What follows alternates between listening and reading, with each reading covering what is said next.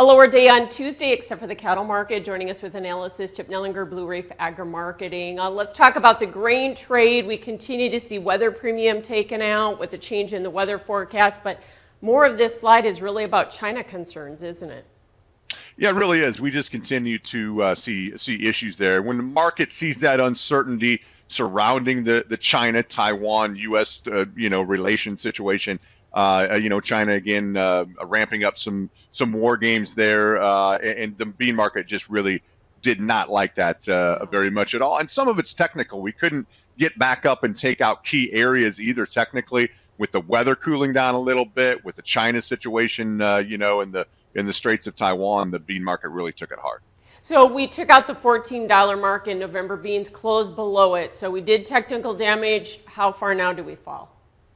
Yeah, I think it opens the door up to 60, 80 cents, maybe more, possibly retesting those previous lows from a month and a half ago. We've had some massive swings in the bean market. I don't see that ending. So you could see, buck and a half, $2 swings higher and lower. Very commonplace over the last 3 or 4 months. I think that's going to continue, really into harvest and beyond. I don't think we've seen the ends of these massive swings that we've seen. And a big correction in the product values. Soybean oil obviously following crude oil to some degree.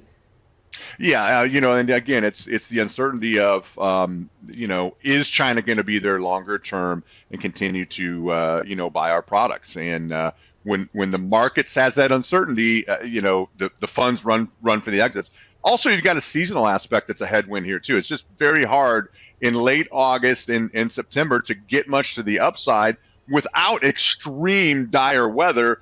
And they've taken some of the heat back out. It's cooled down a little bit. Still pockets of dry, but you lack that real severe weather story here last half of August to get the big buying interest in there as well. That seasonal works against the corn market in addition, but let's talk about corn because we're still holding $6. Are we going to be able to hold that a little better because crop ratings have continued to slide? Well, that should have been a supportive feature today, and I think that goes to show just how these outside market influences, the China-Taiwan situation. Also, we had crude oil just getting crushed today, and I think that is again a headwind. I think it depends on the beans. If beans keep going at the pace they're on, it's going to probably drag corn under $6 for a period of time. I think corn might have better support, but again, you've got all these issues.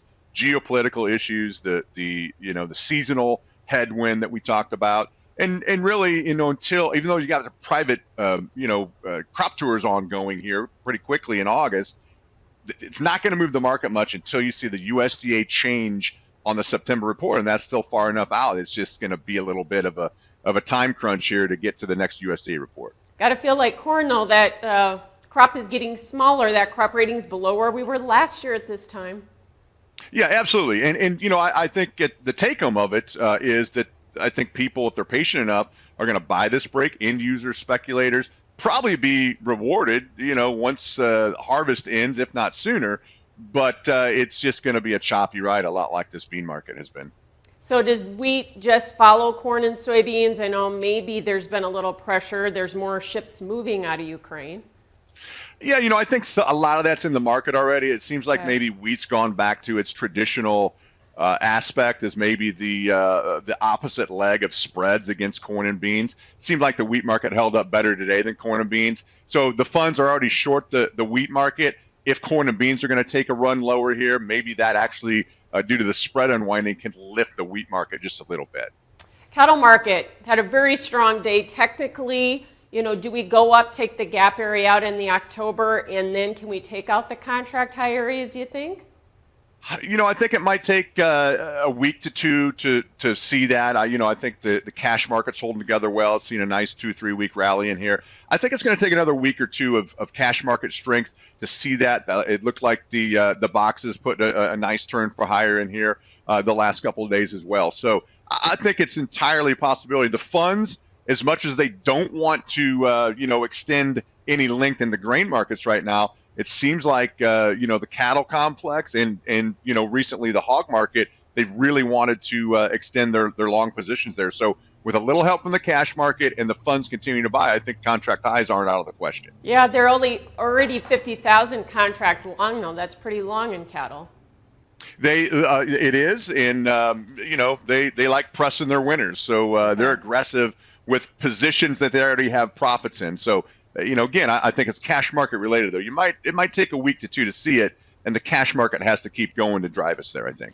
And a tough day in the hogs here, and you've got to chalk that up again. I feel like a broken record to China concerns. Yeah, absolutely. I thought that last week the interesting thing was after Speaker Pelosi left, China was still in our weekly export sales for Right. U.S. beef and pork. So I think that was a bright spot. But obviously, with these renewed tensions and this most recent congressional delegation that went to Taiwan, it's sparking some additional fears. Yeah, you would think we won't fall too far, though, with the big premium that we have with the index to the futures. Yeah, the cash market has just been incredibly strong, and that's going to continue to drive things in here. It's strange, though. I thinking last week, you see October hogs north of $100 in mid to late August. Maybe one time we've seen that, but it's pretty rare occurrence. Yeah, it's been a long time. Thanks so much for joining us, Chip Nellinger, Blue Reef Agri-Marketing.